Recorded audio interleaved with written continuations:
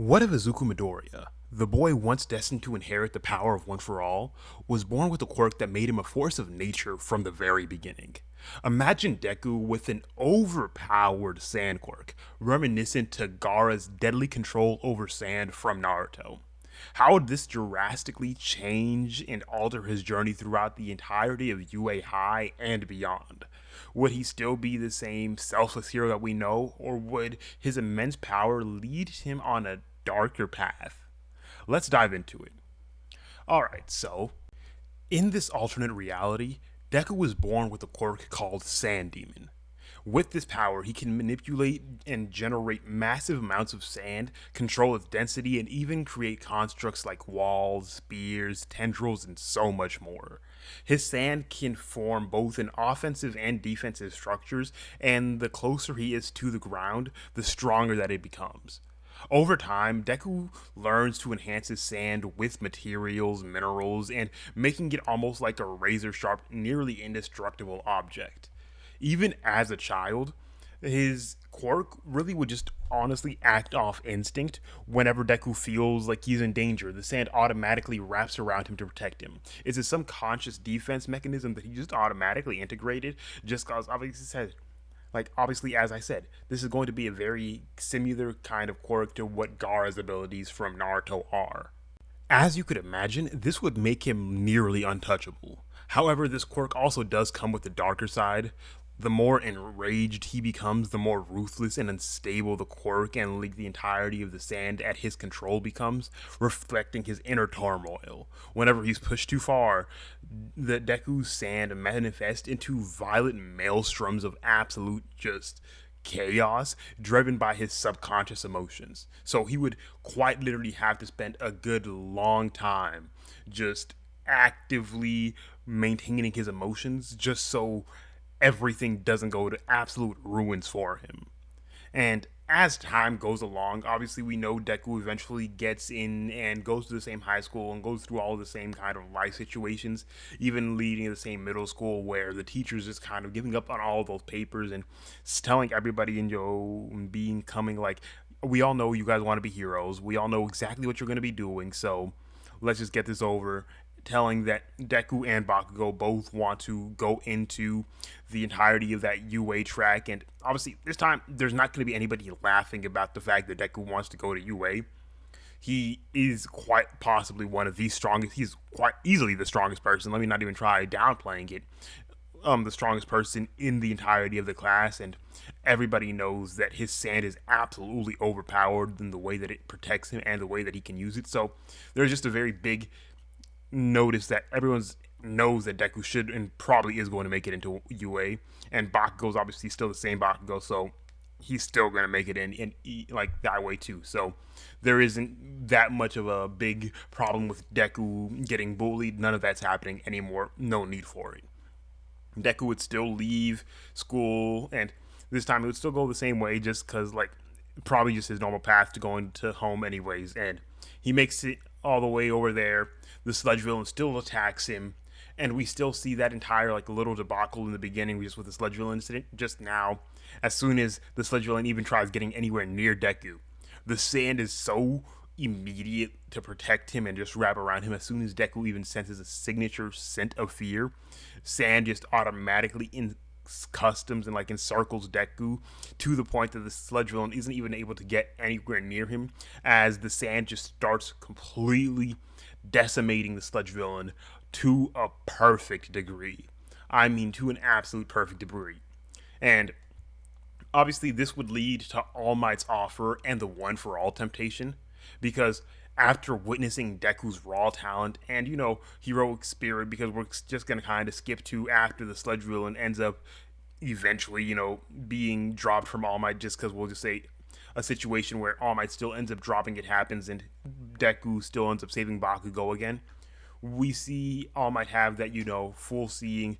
Deku has that heroic spirit. He has that still same thing. So All Might still approaches Deku and offers him to inherit One for All. Like the number one hero recognizes Deku's potential, believing that his combination with Sand Domain and One for All could make him a very unstoppable force for justice. But however, Deku would ultimately decline this offer. knowing that the immense responsibility for wielding both powers would be one too great, and he fears the potential destruction that he could possibly lead. Instead, he resolves to master his own quirk and prove that he can become the greatest hero via his own strength and not having to rely on something like All Might's extra power instead of anything else like that.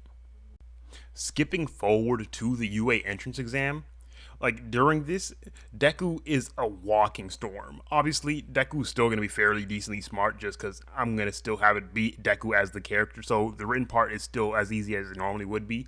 But in that active physical portion of the test, he is quite literally a walking storm. While all of the others really struggle with destroying the robots, Deku's sand rips them apart in seconds. He crushes them with enormous fists of sand, forms like swirling sandstorms to obstruct their sensors, and creates massive hands that just slam the machines to the ground. His movements are fluid, almost effortless, and it's a very stark contrast to the panicked chaos with all of the other students really just kind of flailing around. And the thing is, his control isn't just raw power, it is absolute precision.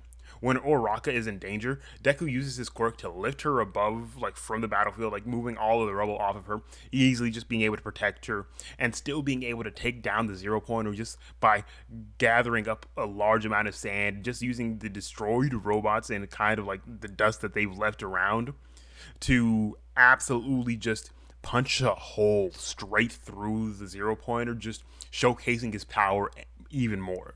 Like, he creates sand platforms beneath all of the other students, like just to make sure that everybody's protected, giving them an advantage. And he earns first place in the exam, like not even really shocking many people because as soon as they started seeing his power, they kind of knew what was about to happen. But All Might probably would definitely be surprised, obviously, just seeing Deku again and seeing how strong Deku truly is. But then we would continue off to some of the more active events that happen once he's in UA. Obviously, once we get to just Aizawa testing them on the first day of school, Deku absolutely and completely dog walks everybody else to a traumatic degree. The only thing that he might not get would be the just ball throw just because Uraraka still exists, but everything else he gets just due to the fact that he can cover his sand wherever he feels like it, and it is absolutely just hilarious that no one could even get near him in any specific other field. Obviously, when we have someone like Bakugo in the entirety of the situation, this isn't going to be like a canon Bakugo who's just mad at Deku for being quirkless and everything else like that. He probably honestly calls him Izuku in this timeline, just due to the fact of, Deku doesn't exist. He's not weak, he's not quirkless, he's not powerless. So Bakugo probably has a very different relationship to Deku than we do know as in canon. So it's not going to be a big situation of, oh, you weak little Deku or whatever. It's going to be a situation where they probably have at least some respect towards each other or at least just some indifference. This is a very big situation of the tension probably between them could be palpable, knowing just how Bakugo's personality is, and he's just most likely going to be trying to always prove himself. And their sparring matches, which I honestly imagine they would be having, would be absolutely brutal, as Bakugo would push himself to the limit, only for Deku to just shut him down completely and utterly effortlessly. But okay, just continuing on, we have things like the USJ, which this time around, Deku is the shining star. Deku deals with being sent to his area very, very fast, and as soon as he makes it back into the situation with Aizawa and all of those, even with like him not having one for all, he deals with a Nobu just instantaneously just by entrapping it in sand and crushing it to absolute destruction. And like his sand is just that strong. Like there's so much sand around him. He literally just crushes the Nomu effortlessly.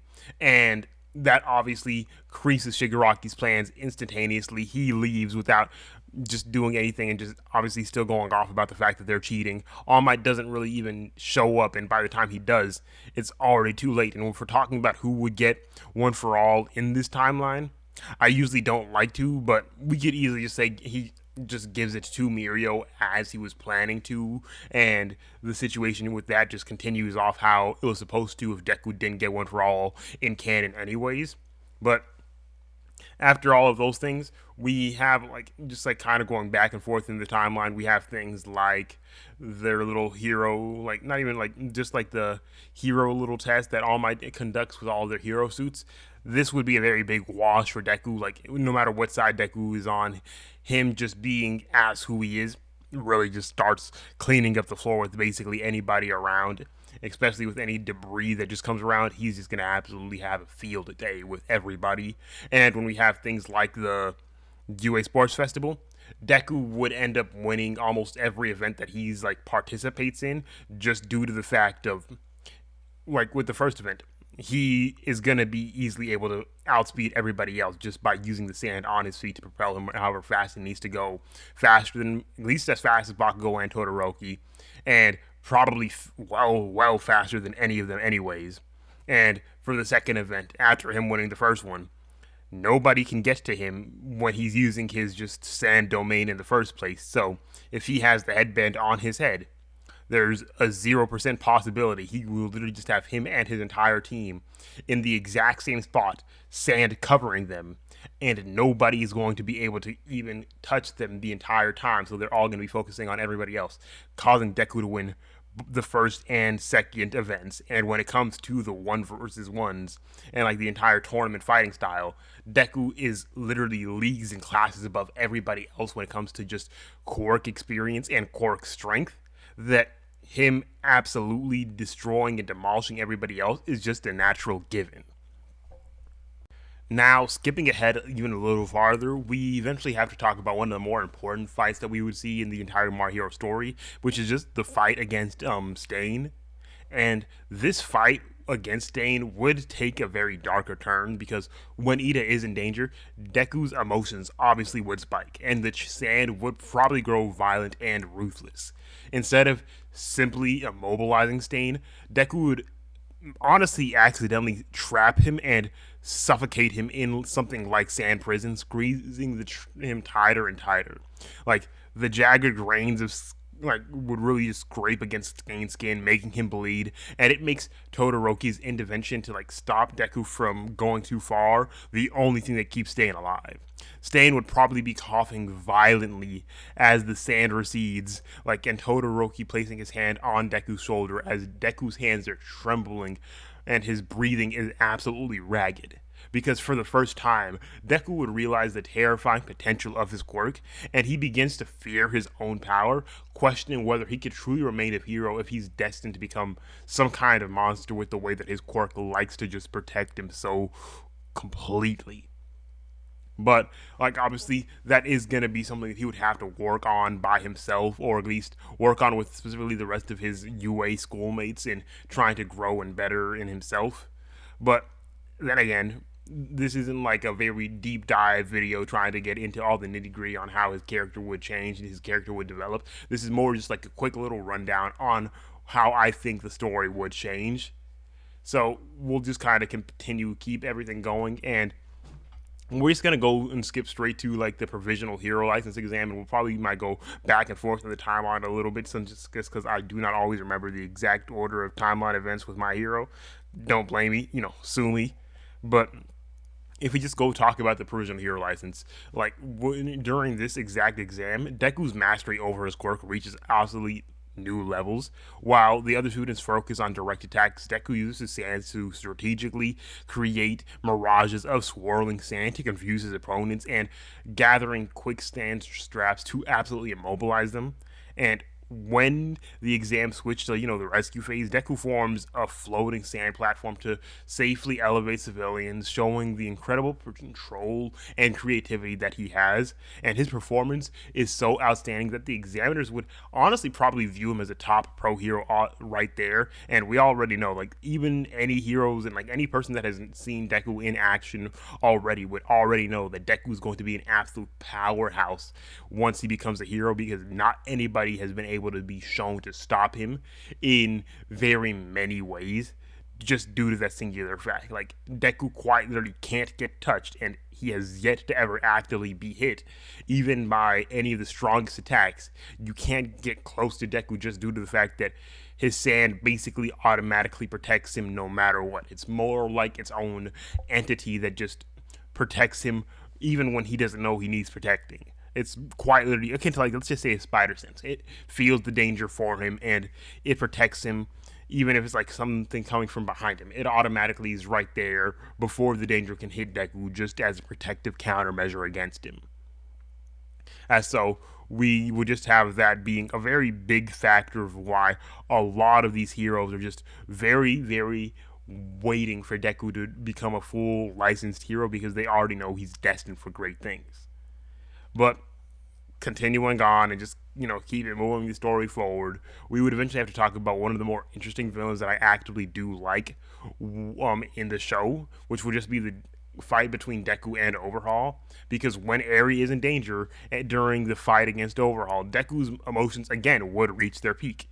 Like, Deku and Eri would probably have a very close knit relationship just because of the fact that Deku sees Eri the same way that he would see her in canon, like as someone that needs to be protected, and they would probably still have like that close little bond that they have in canon, which would cause Deku to absolutely get enraged when he sees like everything that's Overhaul's done and hears any of the stories, and his sand would become absolutely uncontrollable in this kind of form. Like, it would form jagged spires of titling waves, and his fights with like a relentless fury would completely just start crushing Overhaul's transmuted forms with a massive fist of sand. Like, with Eri's help, Deku could probably push his quirk to the limits, creating swirling desert storms that reduce Overhaul's constructs to dust and literally basically rip him almost to shreds. Like, once this timid boy is like now turning into a menacing monster that fights with the destructive power of a natural disaster. This is quite possibly the angriest that he could possibly get, because let's be honest, everything that goes on in the Overhaul incident would be enough to get Deku to get so profoundly mad that we see everything go up and just absolute flames if we're seeing everything in his own eyes. He would probably, get to a point where he can control it somewhat, but it would be very chaotic, causing a very big, just disturbance with all of the other heroes and everyone else just kind of making sure to mitigate the damage and being absolutely dumbfounded at the pure amount of damage and power that Deku was exerting. And they would actually understand that this kid isn't just a small little kid. This guy is absolutely insane, and his quirk is devastatingly powerful. As we really can just like talk about either like how I think the like entire like internship with Endeavor would go, because during his internship with Endeavor, Deku would learn to temper his ferocity because of the fact that we know Endeavor as a character. That probably would be a very good thing to teach him, especially with how Endeavor eventually learns to change. And under the guidance of the number one hero technically at this time, after All Might eventually would like forego that point and have his fight with All for One, which I honestly think if Deku has any involvement in that fight, All for One probably would die or at least be very heavily damaged if that specific thing happens. And I just see a situation with that. We'll kind of discuss that in a second, but when it comes back to Endeavor, like his guidance under like Endeavor would really truly reflect like and refine his precision and learn creative surgical strikes of sand rather than just relying on the overwhelming force that he could obviously now absolutely use. And he's always had like precision, but this actively gets him to a decently new level. And by the end of this internship, Deku's control over his quirk is absolutely unparalleled.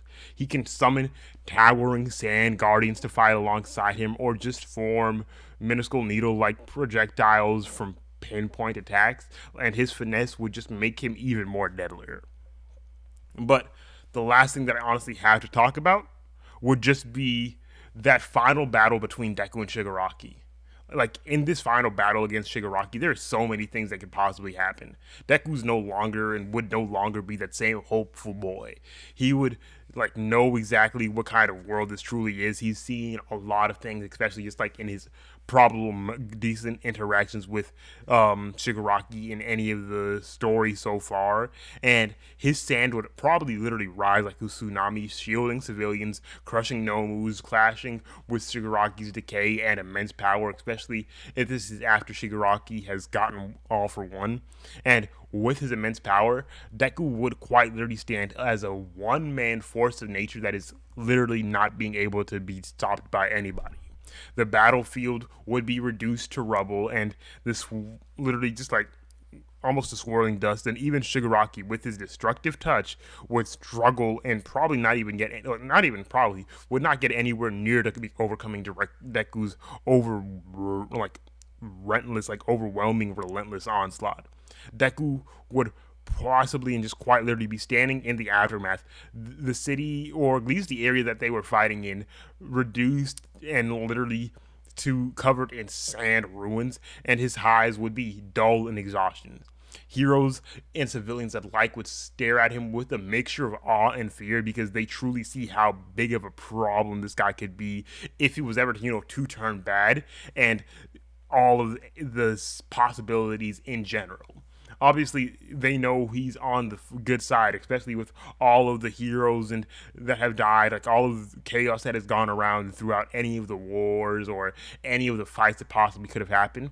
But now them seeing what could have just happened and what just happened would be a very big possibility of them just being like, "Oh crap, this guy is dangerous."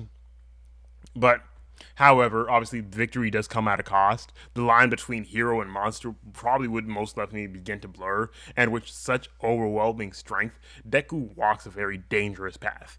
One where the power to protect the others, like protect people and destroy the rest, like literally in the palm of his hand, and he has to be able to truly handle and control all of his abilities to make sure nothing actively happens that is bad for everybody else. But that is where I'm going to be leaving the video off. If you guys did enjoy this, make sure to leave a like, subscribe to the channel, hit that notification bell for more videos like this. I have been gone for a while, but at least from now on, if I can help it, like, do not count me to it because I do not know. I'm going to be just trying to do more videos like this where it's just one-shots, quick, not really trying to dwell into every singular minuscule detail like I have previously, going like 3, 4, 5 parts or whatever. But so if you guys got any ideas for me that you guys would like me to do, whether it's just like Overpowered or just the actual regular story, My Hero, Blue Lock, JJK, whatever, let me know down in the comment section below, and I will see you guys in the next video. Peace.